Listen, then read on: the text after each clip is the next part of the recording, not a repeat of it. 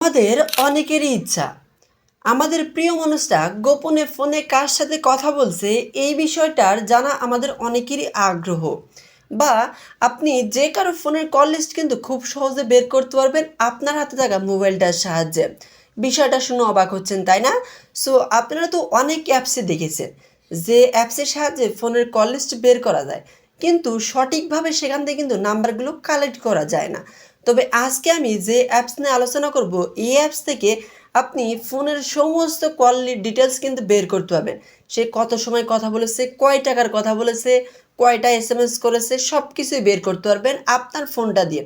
Tutorial শুরুর পূর্বেই আমি আপনাদের বলে রাখি, যারা প্রয়োজন অনুযায়ী ভিডিওটা দেখতে এসেছেন কাইন্ডলি ভিডিওটা মনোযোগ সহকারে দেখবেন। স্কিপ করে ভিডিওটা দেখলে আপনারা বুঝতে পারবেন না।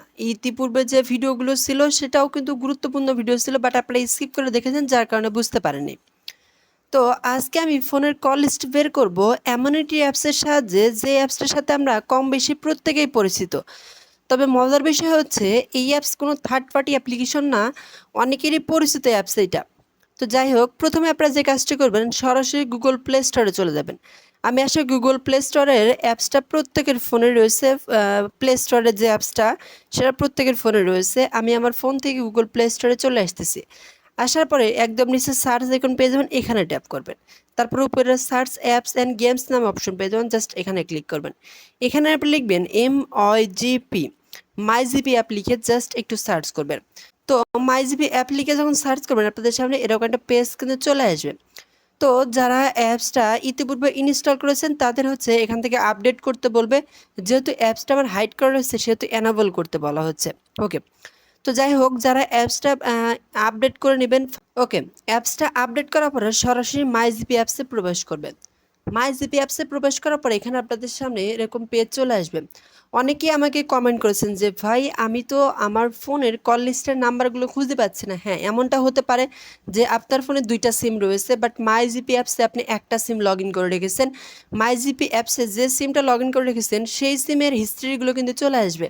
আপনি চাইলে যে সিমের ফোনের কল লিস্টে দেখতে চাচ্ছেন সেই সিমটা এখানে আপনি একটু লগ ইন করে রাখবেন, তাহলে ক্লিয়ারলি বুঝতে পারবেন, কোনো সমস্যা হবে না।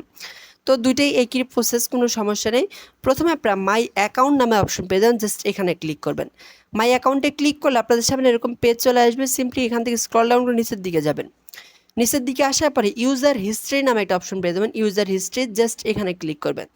এখানে ক্লিক করলে আপনাদের সামনে এরকম পেজ চলে আসবে। এখান থেকে টোটাল কল হিস্ট্রিটা আপনারা দেখতে পাবেন। আমি একটু আপনাদের মার্ক করে দেখাই, তাহলে ক্লিয়ারলি বুঝতে পারবেন। এখান থেকে আপনারা কল হিস্ট্রি দেখতে পাবেন, ইন্টারনেট হিস্ট্রি দেখতে পাবেন, এসএমএস হিস্ট্রি দেখতে পারবেন, সাবস্ক্রিপশন হিস্ট্রি দেখতে পারবেন, রিচার্জ হিস্ট্রি দেখতে পারবেন, অফার পারচেজ হিস্ট্রি দেখতে পারবেন, ব্যালেন্স ট্রান্সফার হিস্ট্রি দেখতে পারবেন। তো আমি একটা একটা করে দেখাই আপনাদের, তাহলে বুঝতে পারবেন। প্রথমে কল হিস্ট্রিতে দেখি। ওকে, কল হিস্ট্রিতে আসার পরে এখান থেকে আমরা এরকম পেজ কিন্তু দেখতে পারবো। তো এখান থেকে দেখতে পাবেন যে আপনি কোন নাম্বারে কতক্ষণ কথা বলেছেন, সব কিছু এখানে দেখতে পাবেন। আমি আপনাদের দেখাই। এই যে এখান থেকে একটু লক্ষ্য করুন, এখান থেকে যে সেকেন্ডটা দেখাচ্ছে, বাট এখান থেকে জিরো ব্যালেন্স দেখাচ্ছে।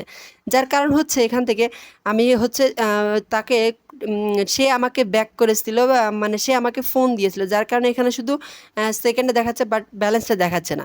আমি যখন নিচের দিকে যাব, যদি আমি কোনো নাম্বারে ফোন দিয়ে কথা বলে থাকি, সেখানে এই যে এখান থেকে আমি দেখতে পাবেন যে আমি এখান থেকে এই যে কথা বলেছি এই নাম্বারটা দিয়ে এই যে ফোন দিয়েছিলাম, 30 সেকেন্ডে 1 টাকা 39 পয়সা কেটেছে, এবং এখান থেকে 44 সেকেন্ডে 2 টাকা 32 পয়সা কেটেছে, এখান থেকে 4 মিনিট 41 সেকেন্ডে 13 টাকা কেটেছে, এবং এখান থেকে 49 সেকেন্ডে 2 টাকা 32 পয়সা কেটেছে।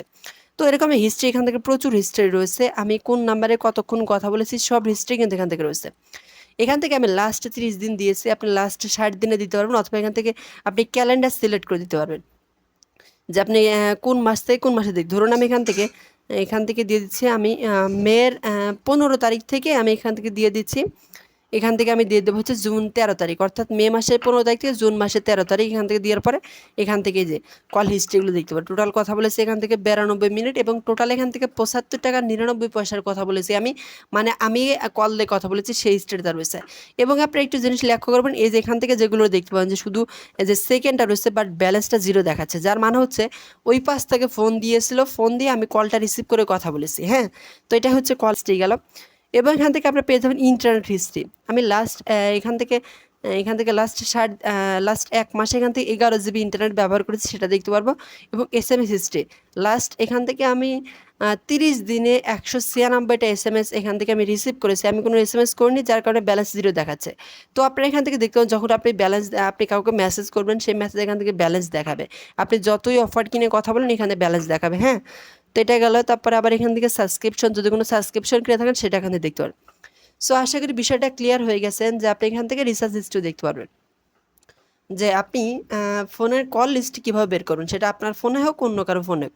ধরুন আপনি কোনো নাম্বারের ফোনের কল লিস্ট হিস্ট্রি দেখতে যাচ্ছেন, জাস্ট সেই নাম্বারটা এখানে দিয়ে লগ ইন করবেন, ইজিলি সেই নাম্বারের কল হিস্ট্রি আপনি দেখতে পারবেন। সো আশা করি ভিডিওটা ক্লিয়ারলি বুঝতে পেরেছেন। ভিডিওটা ভালো লাগলে ভিডিওতে একটা লাইক করতে ভুলবেন না।